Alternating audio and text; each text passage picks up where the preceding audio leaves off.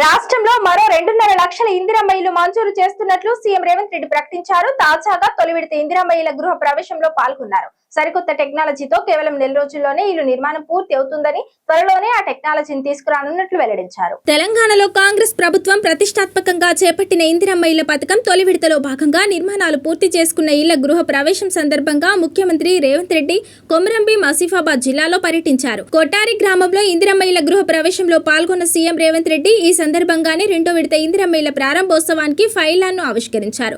రెండో విడతలో రాష్ట్రంలో మరో 2.5 లక్షల మందికి ఇళ్లను మంజూరు చేస్తున్నట్లు ప్రకటన చేశారు. అనంతరం నిర్వహించిన బహిరంగ సభలో మాట్లాడిన సీఎం రేవంత్ రెడ్డి రాష్ట్రంలో అర్హులైన ప్రతి ఒక్కరూ ఇందిరమ్మ ఇళ్లు నిర్మించుకోవాలని సూచించారు.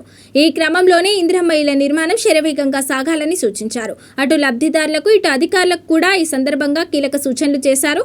ఇళ్ల నిర్మాణం శరవేగంగా పూర్తి చేసుకునేందుకు కొత్త టెక్నాలజీని తీసుకువస్తున్నట్లు సీఎం రేవంత్ రెడ్డి స్పష్టం చేశారు. ఆ టెక్నాలజీతో కేవలం 4 రోజుల్లోనే ఇల్లు నిర్మాణం పూర్తి అవుతుందని వెల్లడించారు. ఈ సందర్భంగా ఆదిలాబాద్ ప్రాంతాన్ని అభివృద్ధి చేయడం కోసం తాను నిరంతరం కృషి చేస్తానని తెలిపారు.